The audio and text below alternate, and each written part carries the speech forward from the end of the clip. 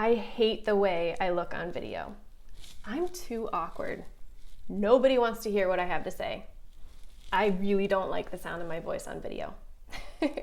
These are all objections that I hear on a daily basis from people who are getting in their own way, people who are failing to pursue their dreams because they're too nervous or because they don't feel confident on camera. So my goal today for you is that by the end of this video, you will feel more confident on camera so you can achieve your dreams. Okay, so I'm going to break down what I like to call the 5 C's in this video. If you've watched my videos before, you know that I love to follow themes and letters, and I like to spell things out, all that fun stuff. I think it's more memorable when we do it that way. So in this video, we'll go through the 5 C's just like a diamond. I'm going to help you become a diamond and to be more confident and to shine on camera. So, and also be sure that you stick around until the end of this video because I'm sharing a really interesting concept with you that I recently heard that I think is just pure gold. Okay, so our first C for feeling more confident on camera is to create space.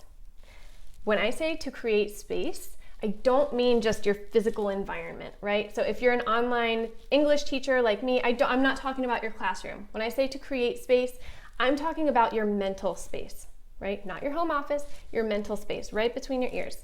Okay, that tends to be the most cluttered space of all.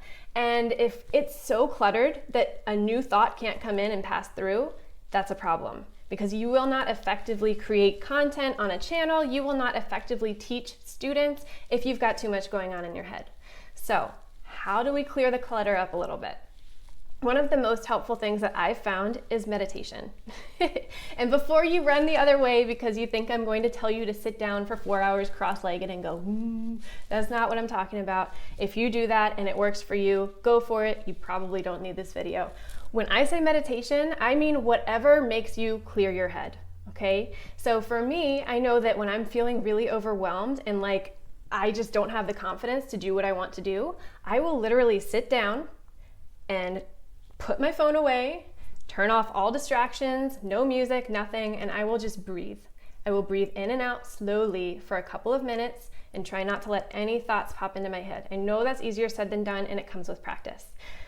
If maybe you don't want to sit and meditate, think about where you can get that same effect, right? Where you can clear your head. I know a lot of people like to work out. They think it just helps them to think more clearly, right? So actually, I have an example of that. So this first C is actually the longest one, I promise. But an example of clearing my head, right, and creating space in my head. So the other day, I was clacking along on my computer. You know, I'm an entrepreneur and I have a very cluttered mind and I always have way more ideas than I have hours in the day. So anyway, I was working really hard on all these different things and my mom called and invited me to go stand up paddleboarding. And the hardworking fiend in my head was like, no, you don't have time for this, right? Like you're trying to achieve these things. That's just a distraction. But then the other side of me that is trying to spend more time with my family said yes. So I ended up going stand-up paddleboarding with my parents, and as I was on that board, I just kind of let the sun hit me, I let the birds chirping go through my ears, and I really just enjoyed that moment. I was not purposely thinking about work at all, right? I was not going out on that board trying to come up with ideas, but guess what? I had a huge breakthrough, right? I had an epiphany that will totally revamp my business. And I wasn't even trying. So sometimes we just have to get out of the norm of what we're already doing to create some space in our heads, especially if we're working online. We need to get out of our environment sometimes to shake things up, okay? So that's why the first C is to create space. We have to create some mental space if we want the creativity juices to flow and if we want to feel more confident. Okay, so that was our first C. Our second C is to change your self-talk. This is something that I personally have struggled with a lot throughout my life. I am for sure my own worst enemy. I know that everyone who's online has haters, right? And people might say that the haters are my worst enemy. No, they're not. I'm my own worst enemy. I'm the first to admit that.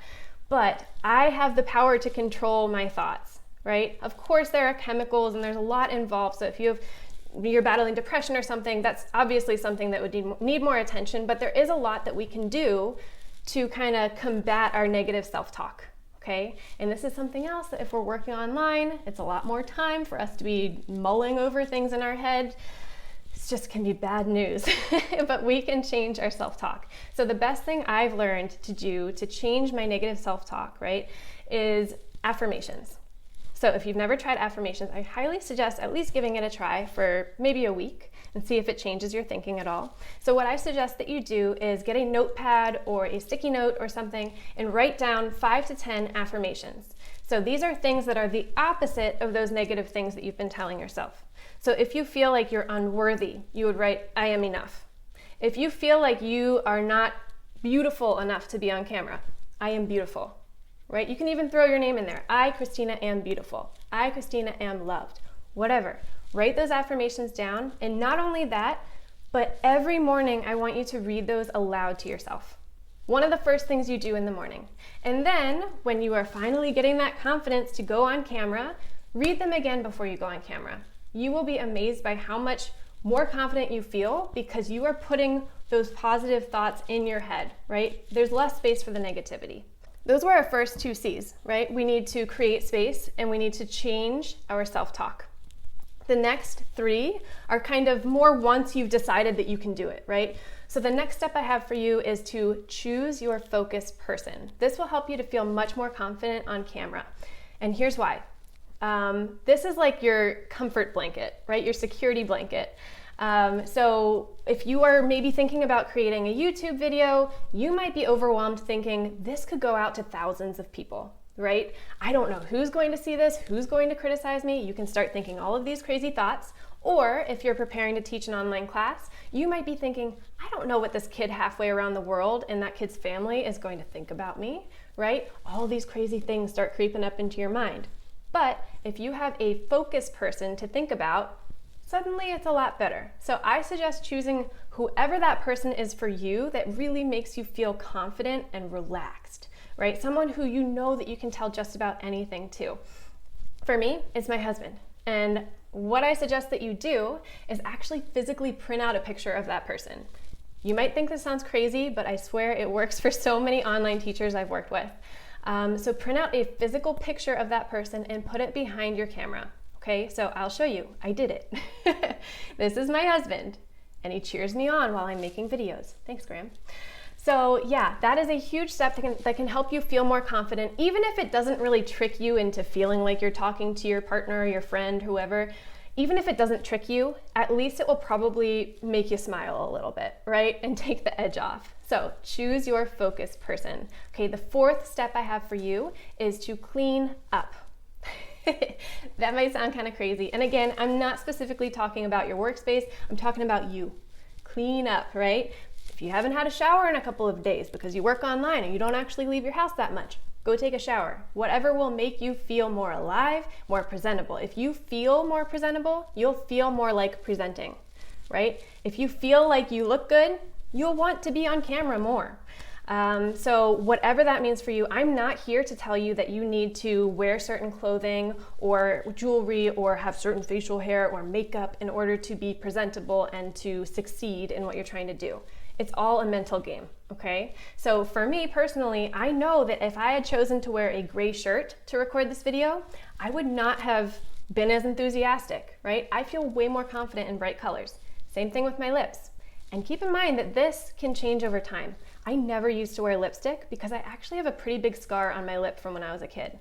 But once I overcame that fear of lipstick, totally sounds ridiculous. Once I overcame that fear, I realized that I actually felt a lot more confident with lipstick on. So you will be hard pressed to find a video of me when I don't have really crazy bright lips. So find something that works for you, tweak it, record yourself, see what really makes you come alive. Okay, so clean up, that's step number 4. And step number 5, before I get to that closing thought, step number 5 is to convert your energy. One of the biggest objections I hear, besides all of those ones that I opened with, right? Like, oh, nobody wants to hear what I have to say, I look really awkward. Besides those things, one of the biggest objections I hear from people who say they don't feel confident is that they're too nervous, right? That they have too much nervous energy. I hear you. Guess what? I am nervous right now. I get so nervous when I create videos. And it comes out in the form of me having great energy on camera. So if you think that, oh, she's just a natural on camera, I've heard people say that and I just laugh because I do not feel confident on camera at all. I just convert my nervous energy into energy that pops off the screen. Okay, so if I learned nothing else from the laws of thermodynamics in high school, I do remember one thing, and that's that energy cannot be created or destroyed.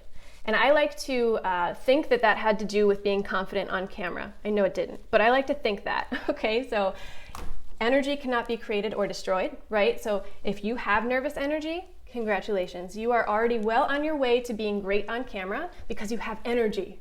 Having nervous energy is way better than not having any energy at all because you can convert it and it will come across on screen as passion. Okay, so those are our 5 C's, so you can really shine and feel confident on camera. Now, the closing thought that I told you about, this is actually an idea that I heard on a podcast called the Influencer Podcast by Jules Solomon. I think she is fantastic. So anyway, there was a special guest on her show and they were talking about perfectionism. And I know that I am a perfectionist and I need to get out of my head and out of my own way. And the idea that they shared was that perfectionism is a form of procrastination.